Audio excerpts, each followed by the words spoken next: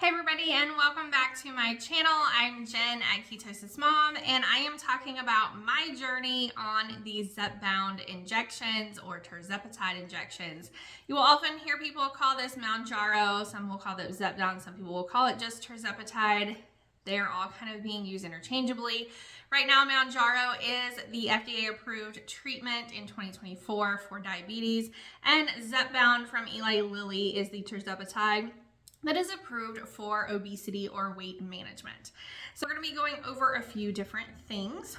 I want to address some of the comments that I've been getting in previous week's videos, specifically last week's on week 5. This is now my week 6 and week 2 of the 5 milligram. I'm going to be going over how my first week on the 5 milligram versus the 2.5 milligram went, and then also going over through some of these comments and addressing them and trying to give the best guidance that I can without overstepping. Again, I am not a medical professional. Please consult your own medical professional before deciding on any new treatment or altering your treatment plan in any way. So let's go ahead and get started.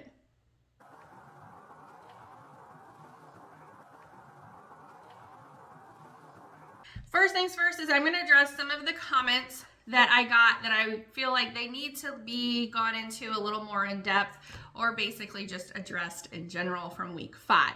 So the first thing that I'm going to go over is there was a comment, actually a few comments about what happens when you stop taking the Zepbound. So a comment that came in said, hey, I have gained weight, I have lost weight, I've lost weight and gained the weight back on basically every single diet that I've ever been on. Been there, done that, done it too. I lost 85 pounds on a keto diet that not changing a thing that I was doing. I started gaining weight back for what reason, right? No one could tell me. I went through 2 years plus going through different doctors to try to figure out what was going on. I had inflammation in my whole body, blah, blah, blah, blah, blah. I got diagnosed with an autoimmune disease, amongst other things. I've also been diagnosed with SIBO. I've been diagnosed with IBS-C.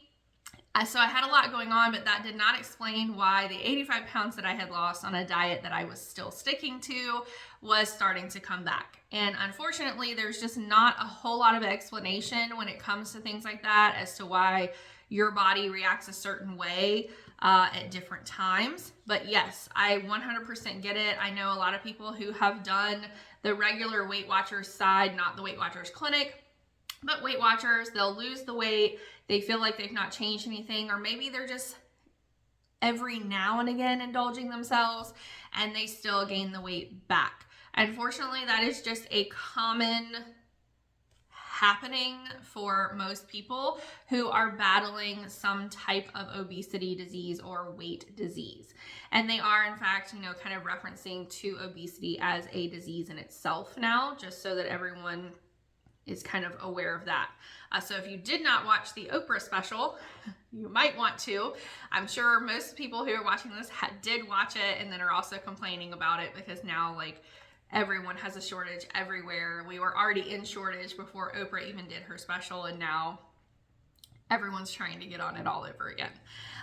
But to answer your question about what does it look like long-term on Zepbound, I cannot answer that, nor can realistically any medical professional right now.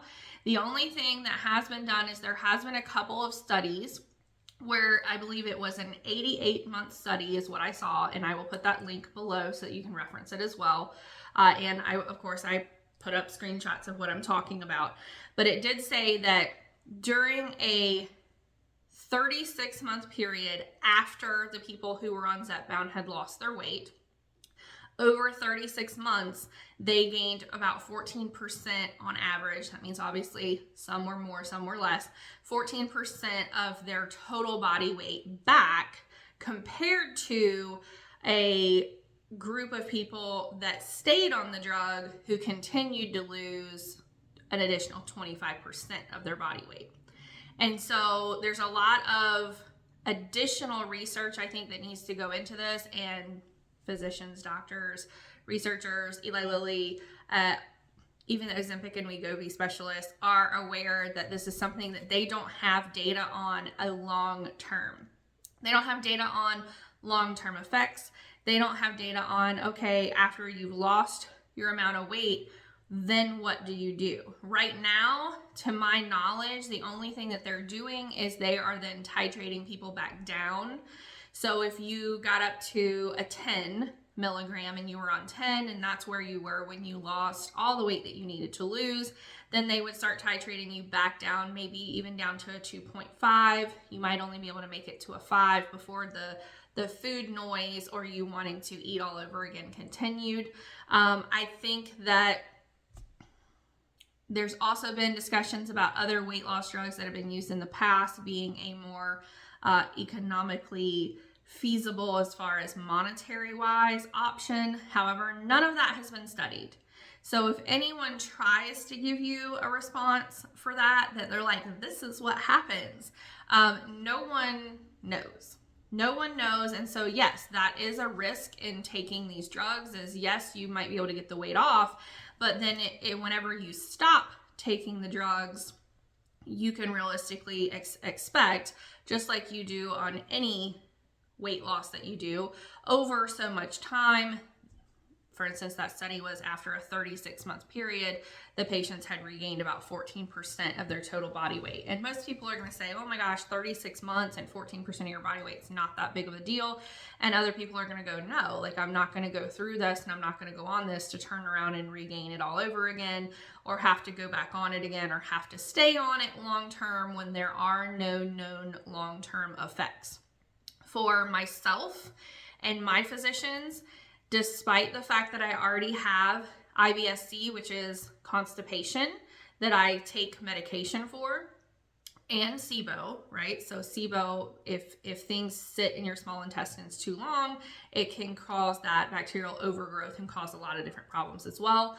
We felt that together, the benefits of getting the additional weight off kind of outweighed the current known side effects.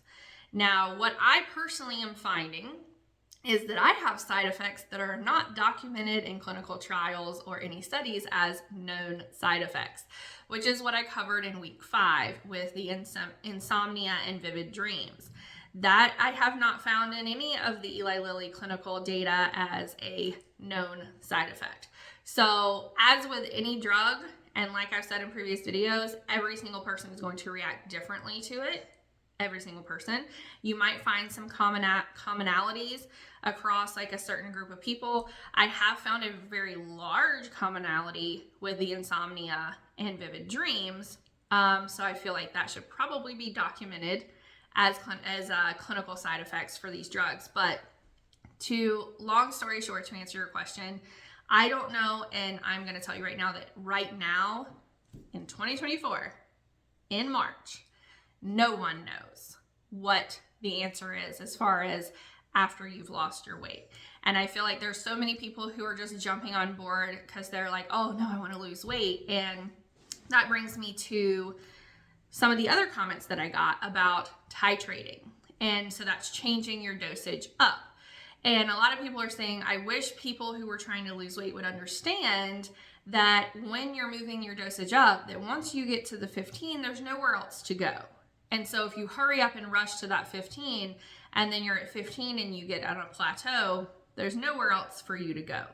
And so there's a lot of people who have been on mounjaro who have had really great success, that left comments that they've been on this for years. Like they're the original like OG people who have been on this, that said, hey, you know, I was on 2.5 for, I believe they said 5 months. And I stayed there because it was working for me. I was losing weight. I didn't have food noise. And so I did not move up unless I needed to. And they basically said, just because a doctor is telling you to move up, that you kind of need to listen to your own body and decide like, hey, am I having food noise? Am I losing weight? And there was a lot of back and forth about Weight Watchers saying that as long as you were losing at least less than or equal to 6% of your body weight, that their plan was to move you up in dosage. There's a lot of people who say, whoa, like there's no way people are gonna be losing 6% of their body weight in a month. You know, that's gonna be impossible. If they're telling people that, then that's just way too much to tell people that they should be losing in a month. And so there's a lot of kind of back and forth about how people feel about when you should change your dosage. And my best recommendation for that is you need to think about it yourself.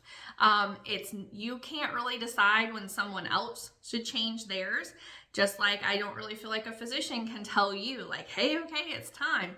If they're not reviewing your weight loss, if they're not reviewing your blood work, if they're not reviewing your side effects with you, if they're not following you and asking you like how you're feeling, how you're doing, and then they're just wanting to change you just because they're saying it's time to change you, then you're probably going to want to find a new physician. You're going to want to find a new program, because I cannot be more serious when I say that you are the only person who is going to advocate for you. No one else is going to do it for you. You need to know whether or not it's time for you to move up, move back down because you've lost what you want to lose, and not just say, okay, here's this chart on this clinical trial, I'm going to move up then. Now, for me personally, I was on the 2.5 milligrams, and I stayed there for 4 weeks before I moved to the 5 milligrams. And there was a lot of things on different Facebook groups, Reddit forums of people saying, does anyone feel like they know when it's the day before your next injection and you feel like you just need it, you just have to have it? And I was getting to that point where on the day before my injection, I would be like, oh, that looks really good, I'm gonna go grab that. And then I would think to myself, why did I just do that? Why did I just do that thinking that I needed this when I'm not hungry? I don't need this. And then I would just kind of put it back down. And I did lose close to 13 pounds. I think it was like 12.8 pounds on month 1, taking the 2.5 milligrams before I moved up to the 5. However, that is not 6% of my body weight. I myself, doing a keto diet in the past, have lost over 13 pounds in 1 week before, when I would first start doing keto and doing it very strictly. However, that weight loss was typically water weight. When you do keto low carb, the first weight that starts dropping off of you is typically water weight, and that's why you have to drink so much water. Whereas my weight that I lost in this program with the Weight Watchers Clinic and doing the 2.5 milligrams of Eli Lilly Zepbound, Tirzepatide, was fat loss, as well as basically just clearing out stuff from my system that didn't need to be there. So I typically, with IBS-C, stay stopped up. I am on a medication for that. Even if I was not taking Tirzepatide, I would still be on a medication for that. And so I feel like, knock on wood, this is kind of weird for me to say, but I almost feel like I'm having a little bit of the opposite side effect when it comes to this with Tirzepatide, where I am more on a regular basis now than I have been in the past. The other thing that I have noticed is, raise your hand or comment down below if you are a habitual Starbucks drinker, or you were a habitual Starbucks drinker, if you were a habitual certain restaurant like Chick-fil-A. I'm a huge Chick-fil-A person. I would love to hear your all's responses down in the comments below about what you pre-Zepbound or pre-Tirzepatide were constantly going and getting all the time that now you're not. Because my husband is loving this stuff because I'm not going to Starbucks every morning. I'm not going to Chick-fil-A constantly. And so the grocery bills have really kind of cut down because I am sticking to my FODMAP diet, which is specific to people who have SIBO. I'm eating, meat, vegetables, fruit, drinking water, and unsweet tea. And that's kind of the world that I live in. Occasionally I'll go grab a handful of peanuts, because those are peanuts are okay on a FODMAP. I would much rather be having pecans. But I'll go grab a handful of peanuts as like a snack, or I'll go grab a meat stick as a snack. And so I'm not eating the types of food that I was eating before, even on the 2.5 milligrams. Now, on the 2.5 milligrams, I reviewed on week 5 the list of everything that I have gone through as far as starting this medication. And so I had another comment that says, have you thrown up or been nauseous at all while you have started this, and what advice do you have? So since starting the 5, the very next day, the very next morning of my very first 5 milligram injection was my first and only time that I have felt nauseous or thought that I was going to get sick. Like, I wasn't really sure. I woke up in the morning and all of a sudden I'm going, oh no, this is bad. I'm going to get sick. So I have a couple of different things that I do that helps me with that. The first one is the simplest: ice water. Cold, cold, cold water. The colder you can get it, the better. I will sit and just drink and drink and drink and basically try to force whatever feels like it's about to come up down. In my mind, that's what I feel I'm doing. The first thing that I've done that is usually pretty effective to me is the ice cold water, which I'm thirsty after talking to y'all for 16 minutes already. The second thing that you can do, because heartburn, acid reflux is also something that I'm seeing a lot on the different forums of people saying, okay, the point of tirzepatide is that it's holding things in your stomach longer. Most people understand that. If you already have a history of GERD, acid reflux, things coming up after you eat them, and you know what those foods are, my advice would be just kind of cut those foods out. For instance, I know I could not eat like a meatball with spaghetti sauce on it anytime after lunch. If I do, then I'm probably going to get heartburn later that night. I did not have heartburn until after I had children, and then now I'm like a habitual heartburn person. On this, I will also get these chews. These are just a very basic heartburn and gas super chew. I get them. I will tag them down below. You can see it's a giant case of these. My husband uses them as well. My suggestion would be to about, I'd say like an hour to 2 hours before you go to sleep, especially if you're doing the nausea thing as you're waking up in the morning or when you're laying down at night. It could be possibly also from heartburn, and this may help. If you're getting it throughout the day, these are things that I've used in the past when I was pregnant, because I had morning sickness all day long. Yeah, all day long sickness. And so I used to have to try to suck on some type of hard candy, like a sour candy would also do really well. This company called Little Giggles, I worked with them before on Amazon Live.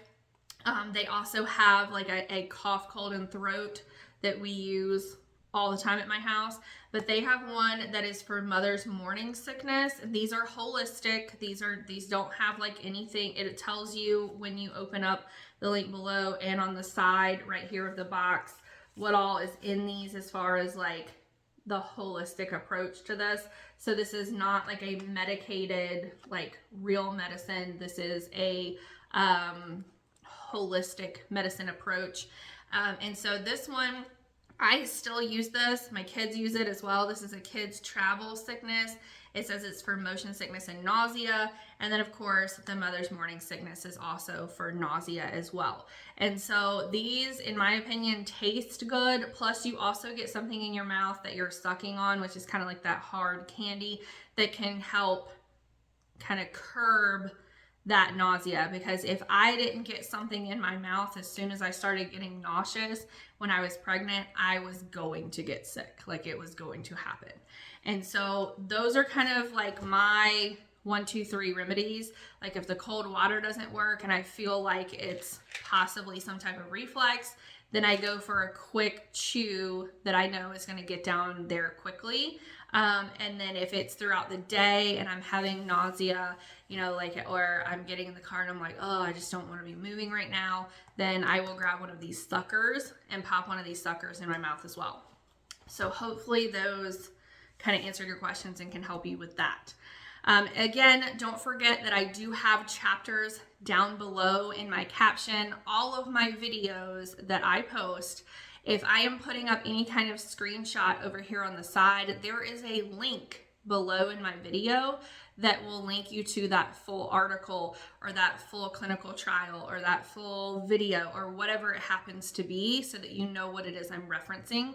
My assumption that I have had, that I've obviously been wrong, is that when I do that, you all are going and looking at these things for yourself as well, because I've had some people writing some comments that are just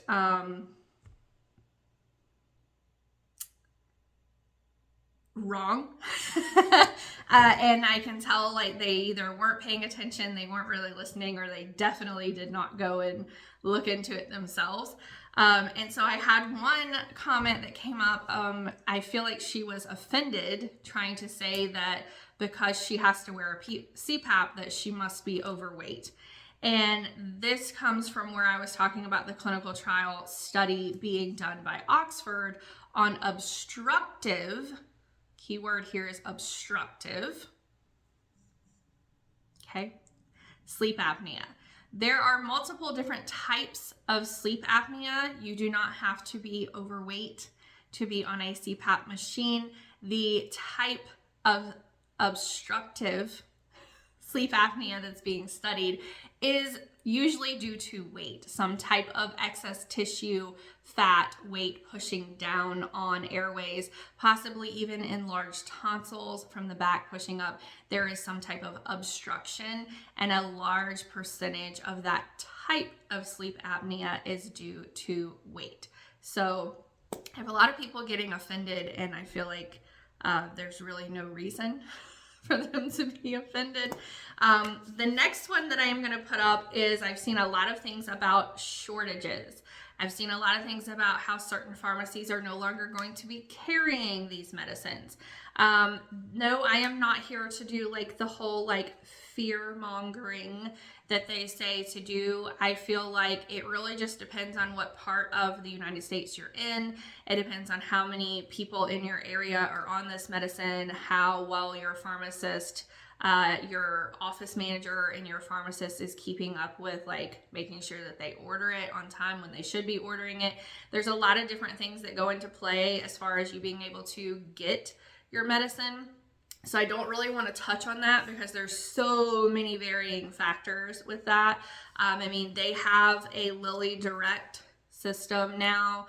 I've seen a lot of people getting it through Express Scripts, a lot of people going through Amazon now, because Amazon did sign a deal with Eli Lilly just in the past, I think 30 days, to be the supplier of their Lilly Direct. Direct to home. I don't really know when that starts, if it's already started. I know that when I started this medicine, that Amazon was not taking any additional users for this medication because they wanted to ensure that they were filling the people that they already had.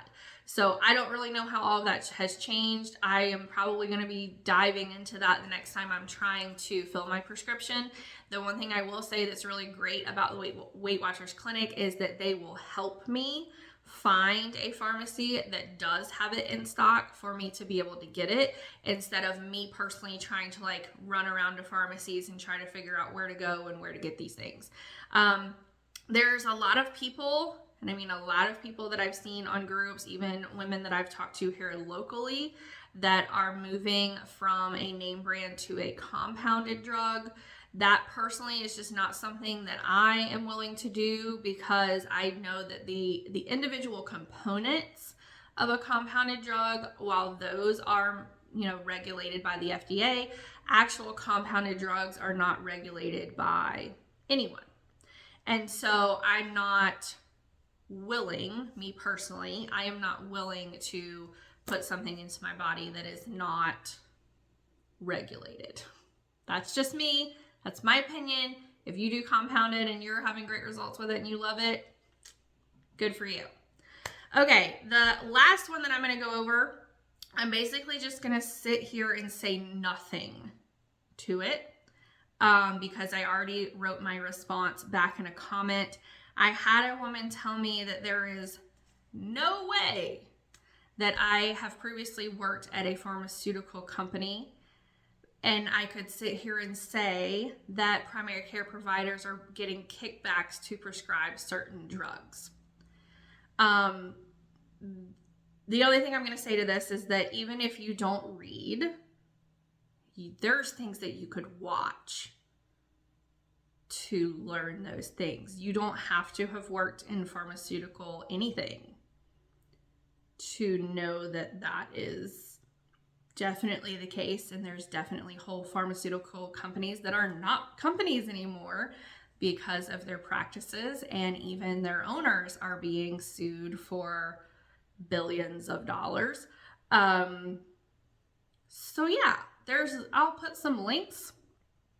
If you do know how to read, feel free to go read those. And if you don't know how to read, there are also some really great Netflix and Hulu options of examples. Okay, I'll move on from that one now. Just so everyone knows, I've said this in the past, I have worked in both clinical settings before. I have also worked in pharmaceutical manufacturing before. And most of the time when I tell people, oh yeah, I used to work in pharmaceutical, they in their mind are thinking I was like a sales rep or I was going door to door to physicians' offices. That is 1000% not the case. The pharmaceutical manufacturing side are the people who make these. They physically make them. They make the drug. They put the drug in this. Yeah. So I worked first in a hospital that I worked with all of the outside physicians' offices that sent their lab work to the hospital. So I was over the reference laboratory and working with all the physicians' offices as well as the floor nurses on any type of bedside, like an AccuCheck monitor, bedside blood glucose, any type of rapid testing, RSV testing, flu testing, anything like that. Making sure that the supplies they were using were in date, that they knew how to use them, that they knew how to record it. As far as the outside physician's offices, making sure that they knew what kind of tube to draw your blood in to send it into the hospital to get the testing done quickly, as opposed to having us to have to send back for a redraw, for instance, which patients hate. While I was out in all of those doctors' offices and nursing homes and everywhere else, I have witnessed lots and lots of pharmaceutical reps in those offices. And if you are not sure what a pharmaceutical rep is there to do, again, there's this thing called Google, and you can look it up. So I won't get into that. But I did also work for one of the top cancer treatment centers in the world, basically. Definitely one of the top in the United States before I went into pharmaceutical manufacturing, where I was over supply chain operations. So anything that came into the facility that would make the drug or be used to make the drug had to come through me, through material onboarding, and pass everything through every department in order to come into a GMP environment to be used. So I had MOB meetings, material onboarding meetings, where every single department in the entire facility had to report out where they were on onboarding of whatever it was that we were bringing in, whether it was in the drug, used for the drug, used to mix up something for the drug, consumable item, whatever it was, had to come through me. After I did that, I went into the planning team, which was for plasma operations, because I worked in IgIV. I also worked with albumin, along with multiple other types of fragments from fractionation that would be sold off as well. So yes, I have worked in clinical and also pharmaceutical, and I do have quite a bit of knowledge of what goes on, because we ourselves in manufacturing side also had suppliers of tubes for instance, coming in and trying to convince our manufacturing and engineer staff to use them over someone else with things like concert tickets or free lunches or taking them on trips or doing whatever they need to do, which is illegal. So everything had to start coming through supply chain and going through a contract area instead of the supplier reps talking directly to manufacturing or engineering, because we can't have that. Can't be having that. This stuff happens. It does. If you don't know that it happens, just go look at the Office of Inspector General with United States government cases. Okay, I'm going to move on from that one now because I thought that one was just like, maybe it was somebody who lives under a rock or something. Okay, the next thing that I'm going to go over is side effects that I had during my 5 milligram start of week 1. So there's not a whole lot, unfortunately, for me to report out on my first week of the 5 milligrams. The only thing I can definitely say in my personal experience with from the 2.5 to the 5 is I feel better personally on the 5 milligrams. I am not having insomnia. I'm definitely still having super vivid dreams on a nightly basis, but I'm staying asleep more regular throughout the night. And so I'm not having a lot of those like random wake ups that I was having on the 2.5 milligrams. I don't have any type of food noise whatsoever. I tried to take note yesterday, on the 2.5, I could kind of tell when it was about time for me to need the next dosage. On the 5, I have not really had that same, knock on wood, I've not had that same inclination yet, like, oh, it's time for my medicine. Like, I feel like something might, I'm thinking about food again.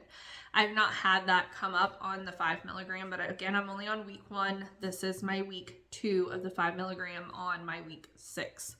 I know that's a lot of weeks. So this is week 6 total of my journey, and this is my second week that I'm injecting today of the 5 milligrams. So I really only have 1 full week on a 5 milligram dosage to really kind of report out anything new or anything that's going on. And I feel like I really need a lot more time on the 5 to see if anything else pops up. But so far, so good. Again, knock on wood. The reason that I did move up, I discussed it with the Weight Watchers Clinic physician, and I said, okay, I lost close to 13 pounds on the 2.5. I think I can move to the 5 despite kind of the current list that I have experienced, because I feel like I have it and then it goes away, or it starts to get better. So I think I could handle the 5 and see how it goes. Surprisingly enough, I feel better overall on the 5 milligrams. And so for me personally, I would like to stay on the 5 milligrams for a while if it is still working for me. And one thing that I've noticed on a lot of the Facebook groups that I'm on is people will talk about they lost a lot on the 2.5, then they didn't lose anything on the 5, and then they didn't start losing again until they got to 7.5. And so unfortunately, for my past week, I have stayed basically the same. I am 0.2 pounds heavier, but it's in muscle, according to my scale. Again, my wonderful Renfro scale. No, they do not sponsor this video, but this is the one that I use.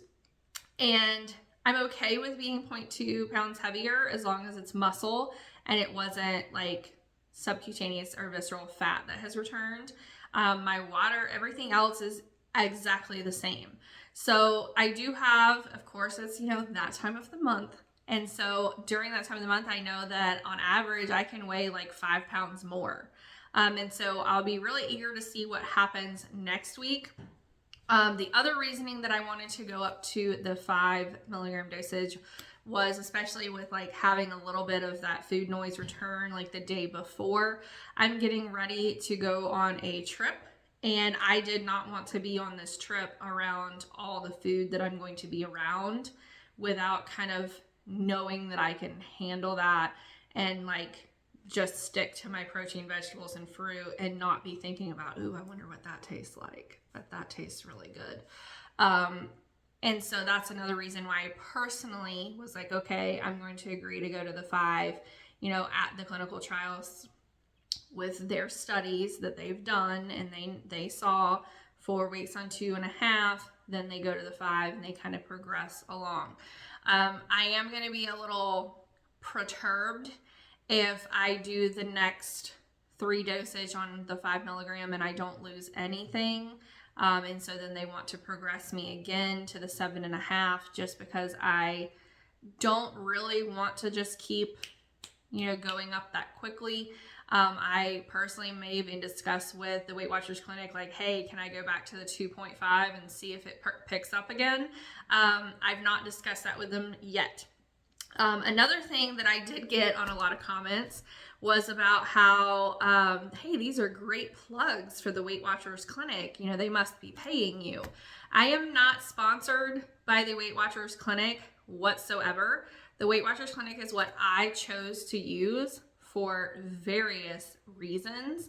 I did not want to go to my local endocrinologist here and then not speak to her again after she starts me on a new medication for 4 months, because that wasn't going to work for me.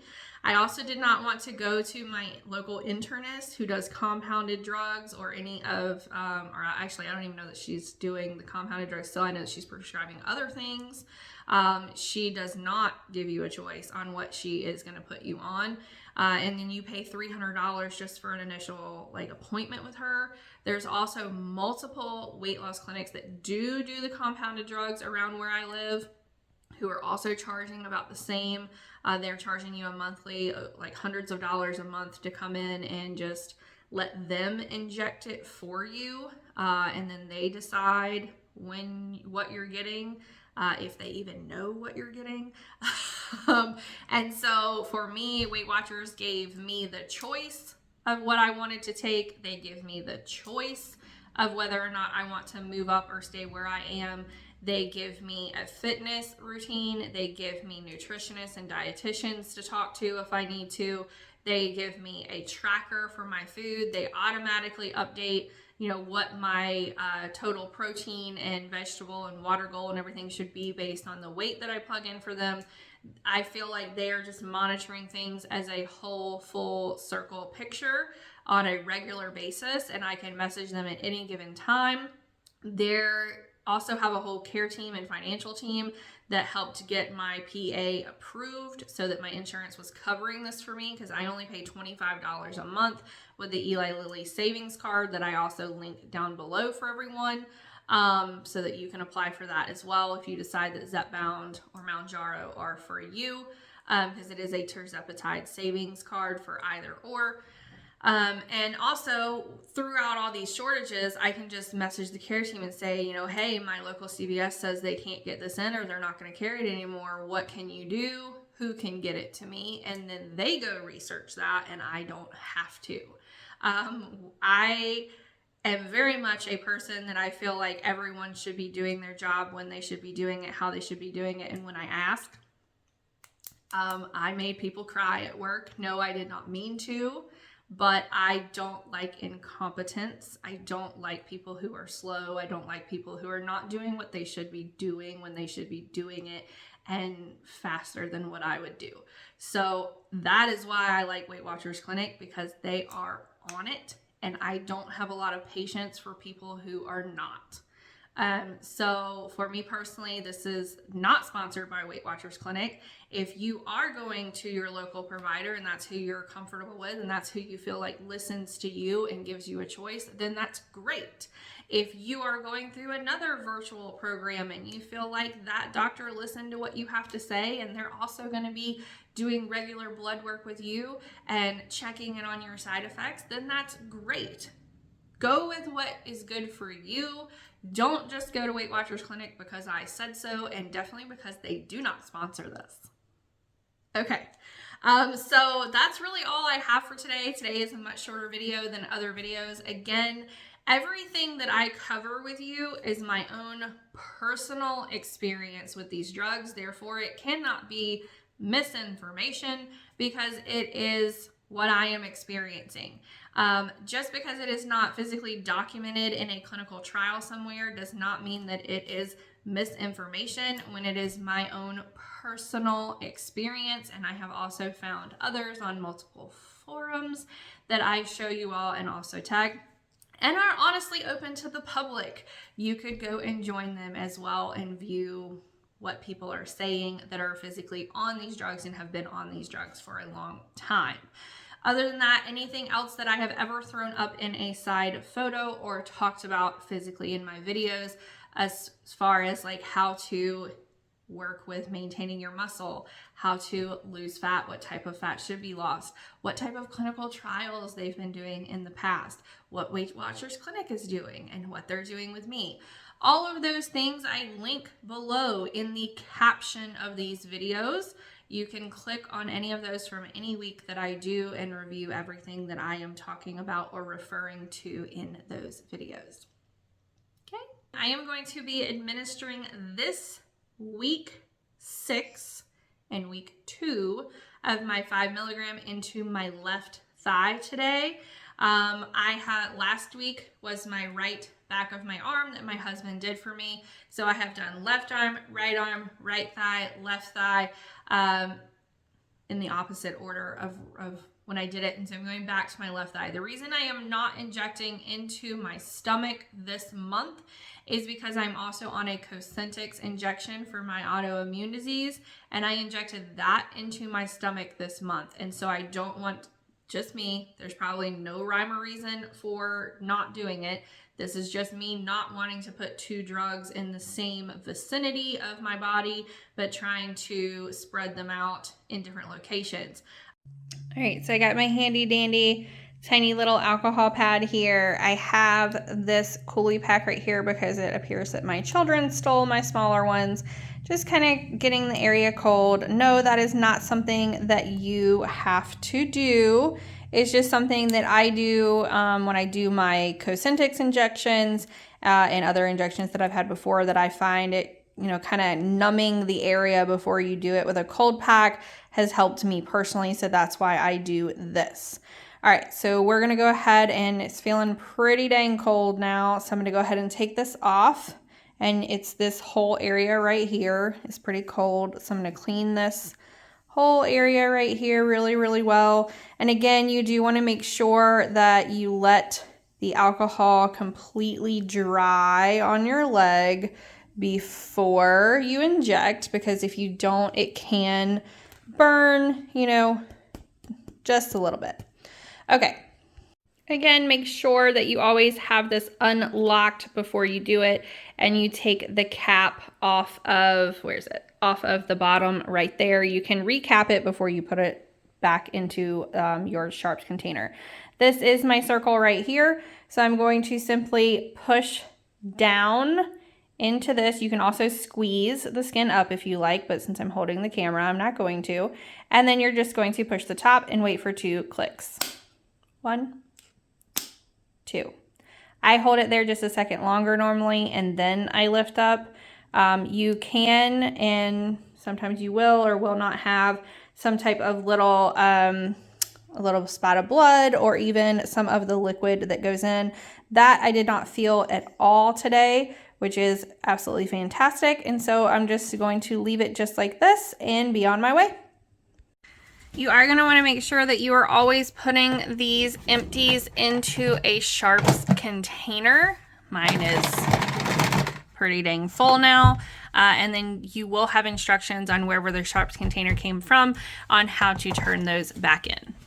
I did talk to my rheumatologist via just my patient portal about tirzepatide and the response that it is having to lowering the CRP, or the inflammatory response of your body.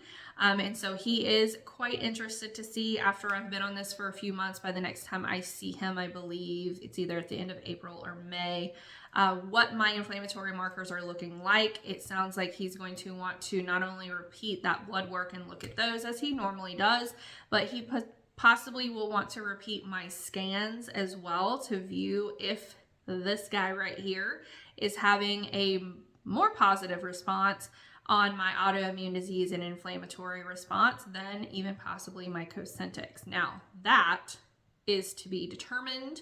I know that there are some studies on tirzepatide with inflammatory markers.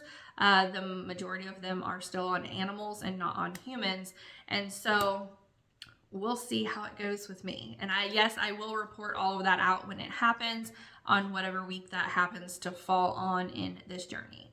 So please throw a comment down below with any questions that you have or anything that you would like for me to go over or cover in any of my videos, or give advice on if I have experienced it, how I handled it, or what I would do in that type of situation. I would also love to hear down below, just to hear if you guys are on these drugs and then you have stopped going to any of your favorite restaurants or favorite drink joints and what those were. I think that that's some of the best kind of back and forth. Also, I would love for you to comment down below on what pharmacy you're using and whether or not you've been told that you can or cannot get your medication right now, and then what dosage you are on and how you handled it. I would love to know that as well. So I will see everybody next week. I will be back next week. I will probably look a lot tanner because I will be going on a trip. I will let you guys know how I handled the trip and whether or not I had food noise around all the yummy food anyway. Make sure that you tap the subscribe button. There's also the handy dandy bell that notifies you every time I have a new video that comes up on YouTube. You can also follow me at KetosisMom on Instagram and TikTok, even though I'm not a huge TikTok fan. You can also follow me on Like to Know It and Instagram as well at Living Large and Lily. And I will see you all next week. Bye, y'all.